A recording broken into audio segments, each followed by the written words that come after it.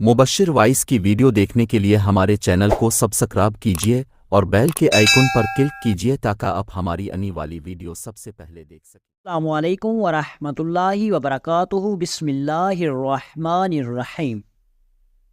एक दफ़ा वक्त के काजी साहब ने एक चोर को 2 साल की सज़ा सुना दी, क्योंकि वो चोर कई अरसे बाद चोरी करते हुए रंगे हाथों पकड़ा गया था और उसके बाद काजी साहब के सामने उसने अपने जुर्म का इकरार कर दिया। इसलिए काजी साहब ने उसको 2 साल की सज़ा सुना दी। वक्त गुजरता रहा और जब 2 साल मुकम्मल हुए तो काजी साहब को बताया गया कि हजूर, जब इस चोर की सज़ा का वक्त मुकम्मल हुआ तो हमने इसको रिहा करने का हुक्म दिया। जब सिपाही उसको रिहा करने के लिए गए तो उसने एक शर्त रखी कि मैं तब ही ज़िंदान से बाहर वापस आऊँगा जब मेरी काजी साहब से मुलाकात कराई जाए। जब यह खबर काजी साहब ने सुनी तो इस तजस्सुस में कि आखिर वो नौजवान मुझसे क्या कहना चाहता है, काजी साहब ने सोचा कि शायद वो अपने दिल की भड़ास निकालना चाहता होगा, क्योंकि मैंने उसे इतने सालों बाद 2 साल जेल में बंद कर दिया था। लिहाजा काजी साहब अपने घोड़े पर सवार हुए और ज़िंदान में पहुंच गए।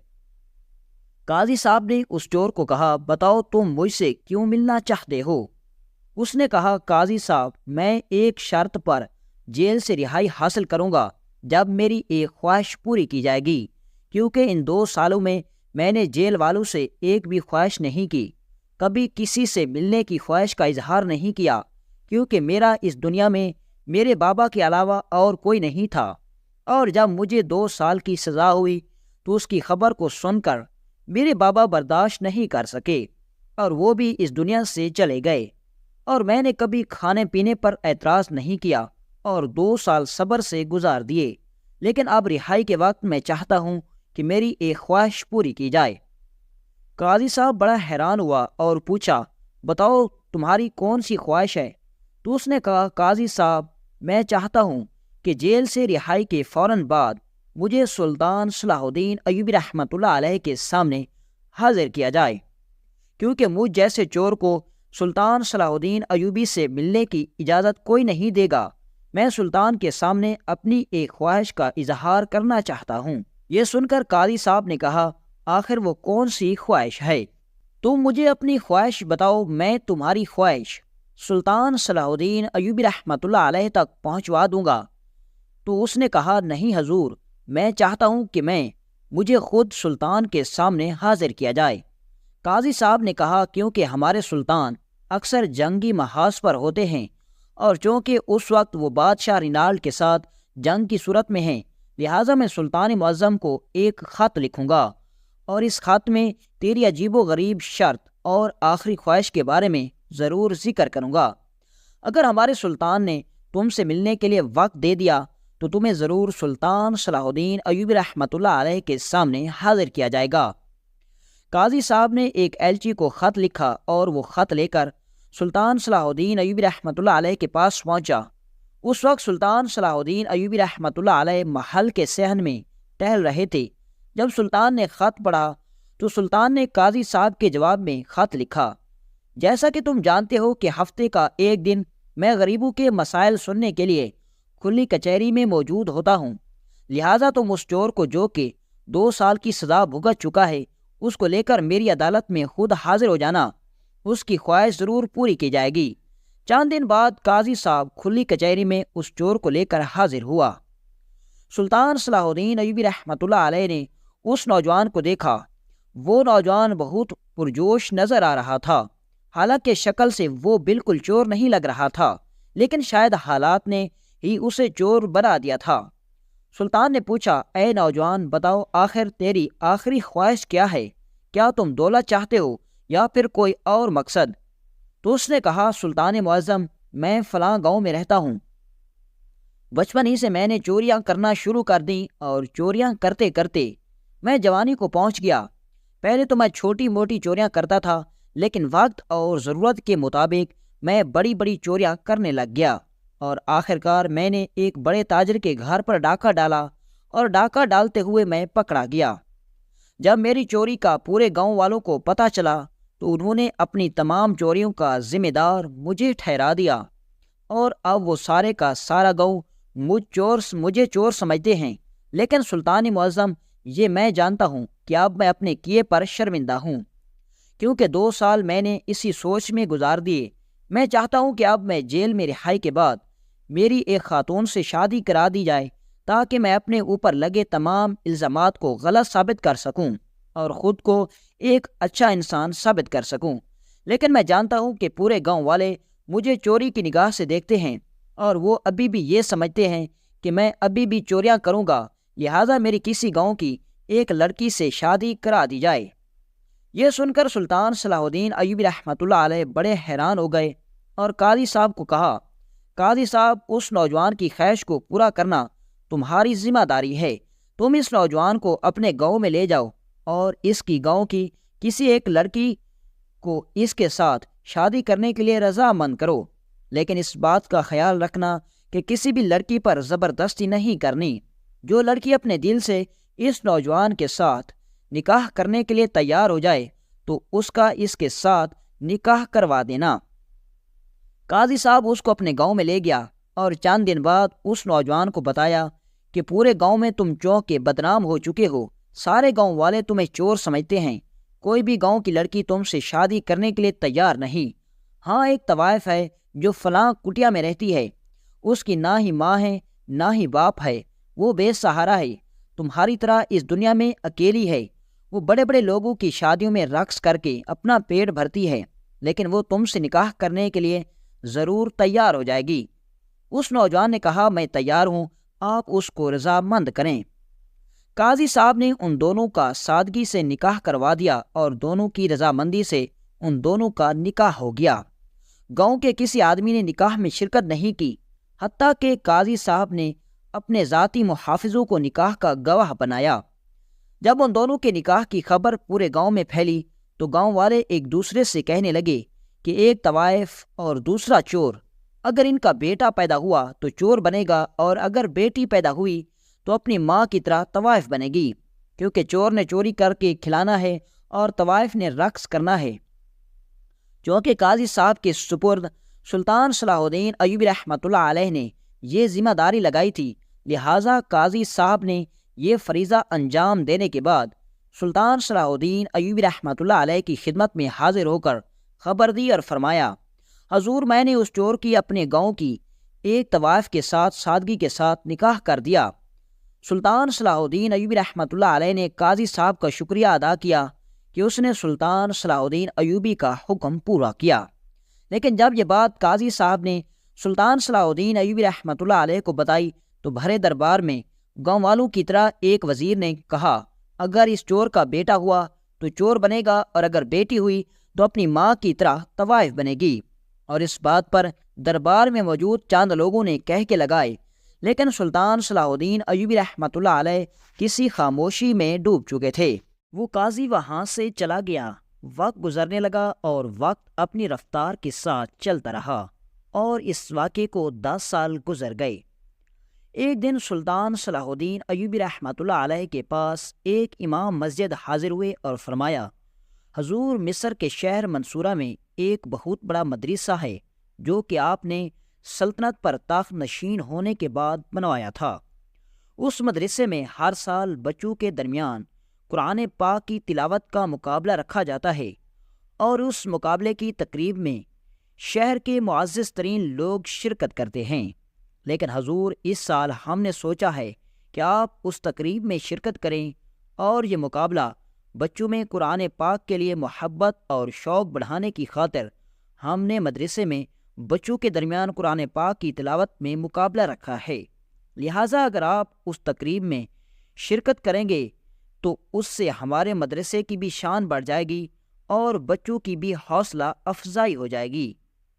یہ خبر جب سلطان صلاح الدین ایوبی رحمۃ اللہ علیہ نے سنی تو بڑے خوش ہو گئے اور فرمایا، کیوں نہیں امام صاحب، میں خود آؤں گا اور ان بچوں کو انعام و کرام سے بھی نوازا جائے گا۔ وقت گزرنے لگا اور مقررہ دن پر سلطان صلاح الدین ایوبی رحمۃ اللہ علیہ اس تقریب میں پہنچ گئے۔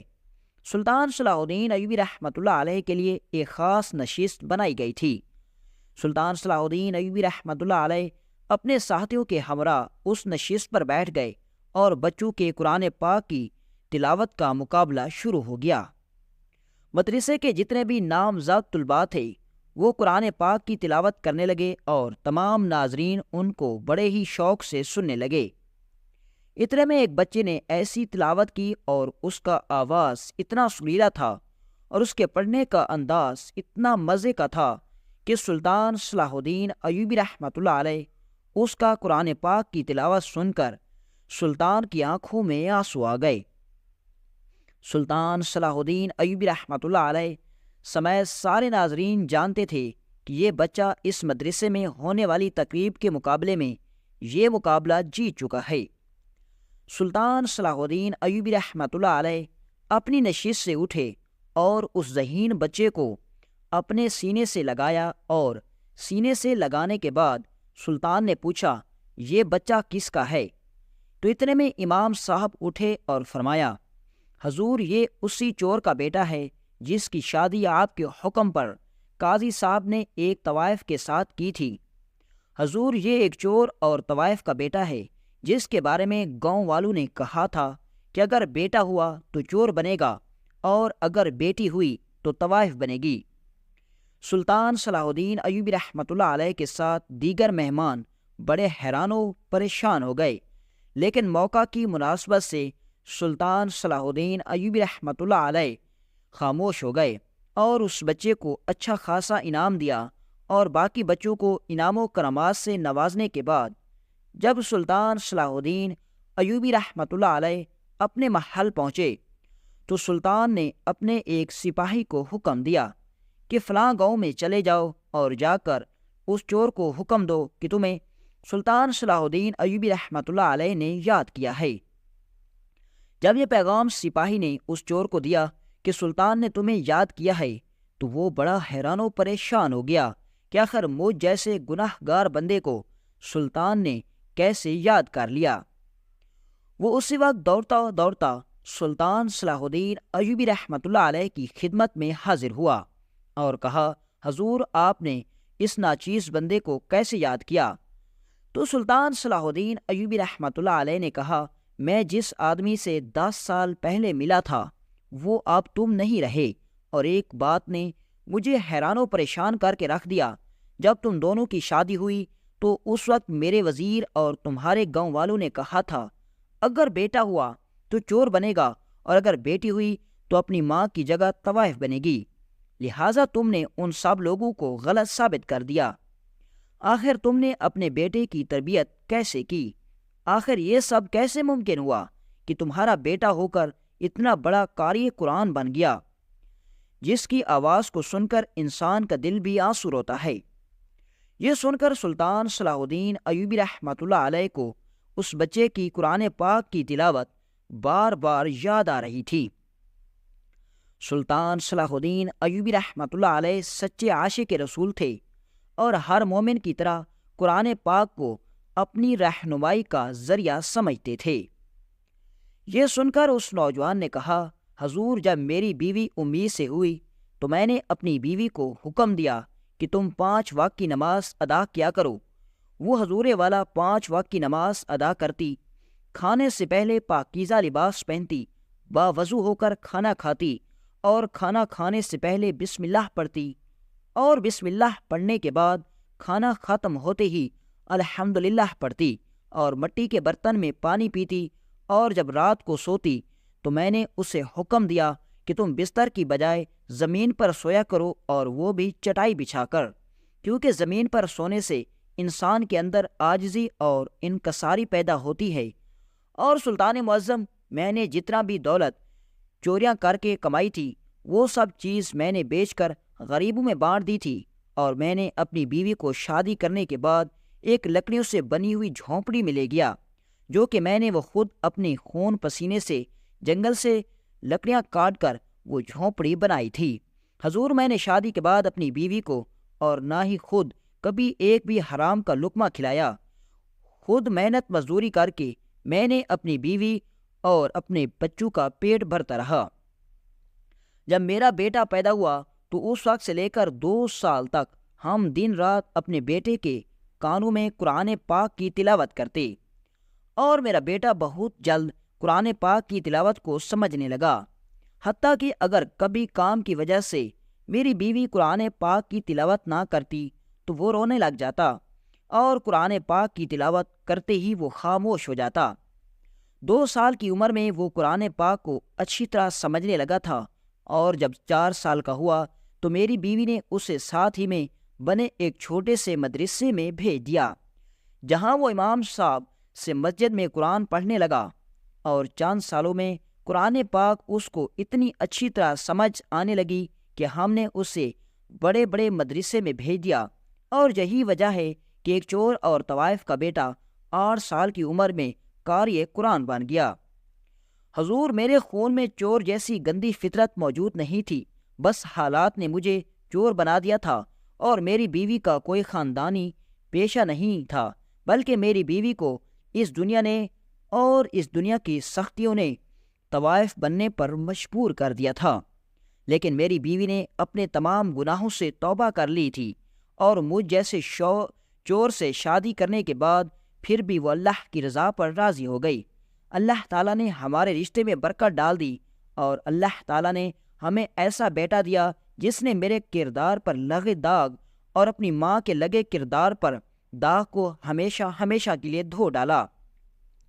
یہ سن کر سلطان صلاح الدین ایوبی رحمۃ اللہ علیہ بڑے خوش ہوئے اور فرمایا، بے شک انسان کی تربیت انسان کو کہاں سے کہاں پہنچا دیتی ہے، اور اس نوجوان بیٹے کی تعلیم کا جتنا بھی خرچ ہو وہ سرکار کی طرف سے ادا کیا جائے، اور اس کو مصر کے سب سے بڑے مدرسے میں بھیج دیا جائے، تاکہ یہ بچہ بڑا ہو کر عالم دین بن جائے اور اس ملک کے لوگوں کو دینی تعلیمات سے آگاہ کر سکے۔